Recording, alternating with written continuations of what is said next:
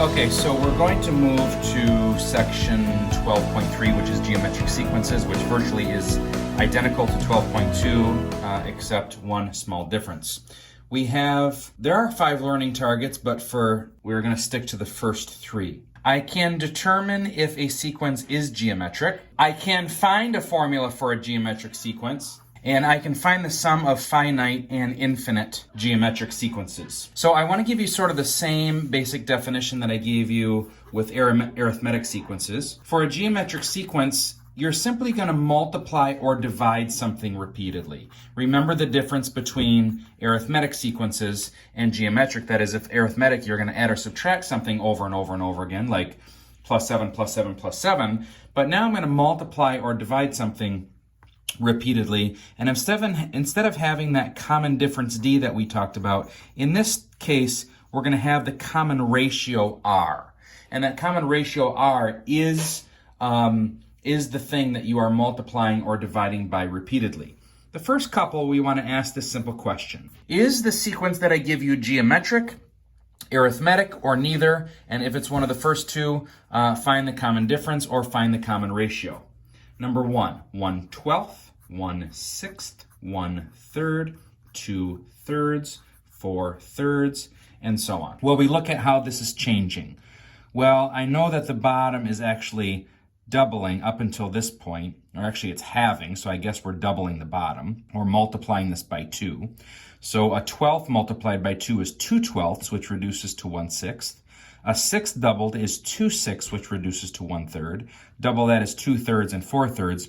So I think that this is going to start off by being geometric, and r is going to be equal to 2. Let's try that again. We have 27, -9, 3, -1, and 1/3. Well, I noticed that this is dividing by 3 on each term, and then the sign is also changing. Now, if I'm multiplying or dividing for geometric and the sign is changing, I know that my r value has to be negative, because if I divide by 1/3, right, that's going to give me 9, but I want to multiply by 1/3, or same as dividing by 3, is going to be my common ratio. And then since my signs are alternating, positive, negative, I know that r value has to be negative. Let's get a formula for the next couple. In this case, a sub n equals 2n squared. All right, so it might be helpful to write out a couple and see what this is going to look like. If I take 1 and plug it in, 1 squared times 2 is 2.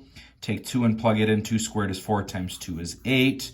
Take 3 and plug it in, 3 squared is 9 times 2 is 18. Take 4, plug it in, 4 squared is 16 times 2 is 32. Take 5, plug it in, 5 squared is 25 times 2 is 50. Now, I can obviously see that this is not going to be arithmetic because I'm adding 6, adding 10, adding 14, adding 18. So is there something that I can multiply by? Well, if I multiply this by 4, I get 8. But if I multiply that by 4, I get 32, which is the next number. If I multiply this by 4, what would that give me? 72. And that's not here. So I think since it has to be consistent all the way, the answer for that would be neither. Let's try one more. 20 minus a half n. All right, so let's plug in a couple numbers and see what happens. If I take 1 and plug it in, that's 20 minus a half. Let's call that 19 and a half. Take 2 and plug it in. Half of 2 is 1. 19 minus 1, 20 minus 1 is 19. Take 3 and plug it in. That's 3 halves. 20 minus 3 halves, or 1 and a half, is 18 and a half. I think you can see where this is going. This is going to be going down by a half every time, so in this case, is going to be arithmetic, and my common difference is -1/2 because it's going down by 1/2 every time. So let's talk exclusively about the geometric sequences for this section. You'll be able to notice that the geometric sequences will grow very, very quickly, but I want to find the 12th term of number 2 that we had above. And number 2 that we had above is 27, -9, 3, -1, 1/3, and that continues. So if like we had, multiply by -1/3 over and over again, and I could really type that in the calculator and hit enter, enter, enter over and over again to get the 12th number. But let's think about what the general formula might be. As we had a general formula for arithmetic, we also have a general formula for the nth term of a geometric sequence, which is the first term multiplied by the common ratio to the n minus 1 power. So if I think about that, I'm going to be multiplying it by r, and then multiplying it by r again, and multiply that by r again, which is why I have that exponent, the r raised to that exponent. So let's first find the sequence. Let's find the explicit formula for this sequence. The nth term is a sub 1, which is 27, times r. My r is negative 1/3, and that's raised to the n minus 1 power. So there's a formula for the nth term. I now want to find a formula for the 12th term. I'll find what the 12th term is.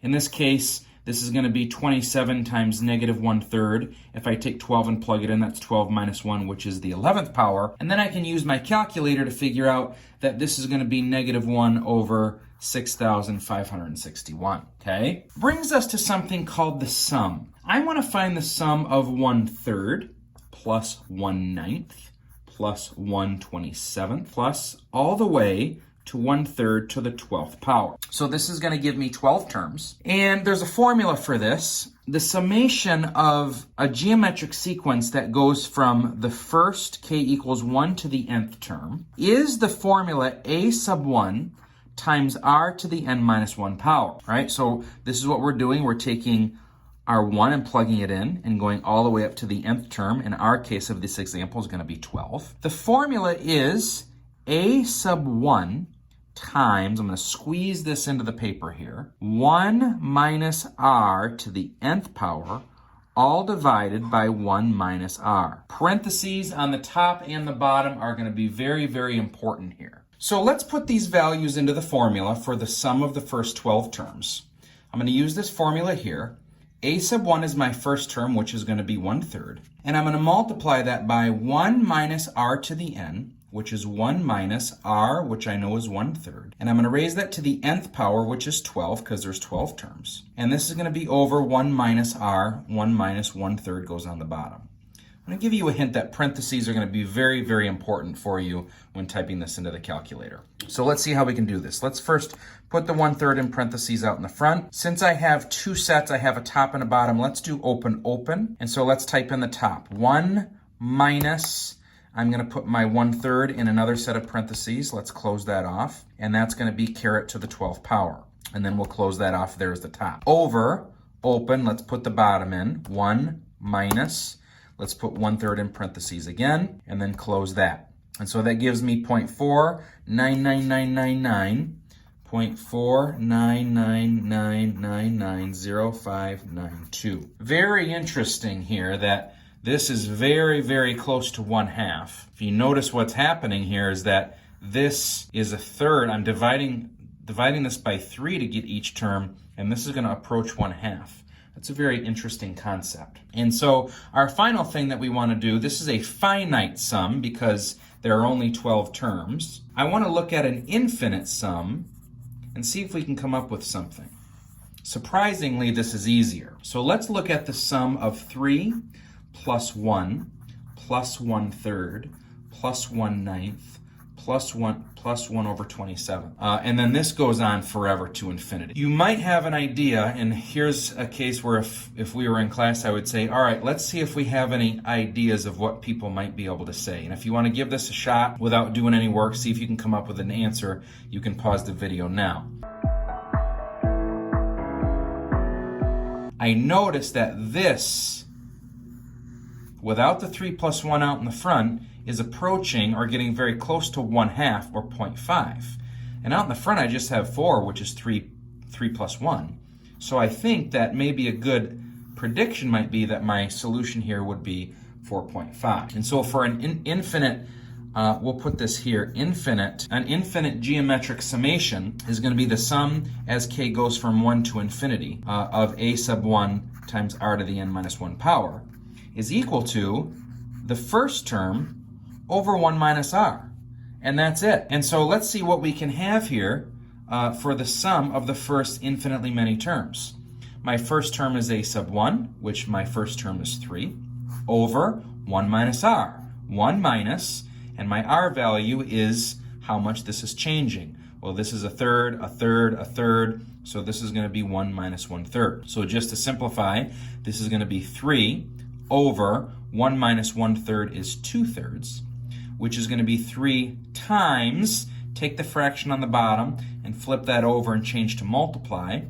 3 times 3 is 9 over 2, and 9 divided by 2 is in fact. And that's what our prediction was based on our finite sum that we did before. That's pretty incredible. Well, I hope this has been helpful for you. If you have any questions, please contact me either in room 312, on Google Classroom, on Remind, or send me an email. Have a wonderful day.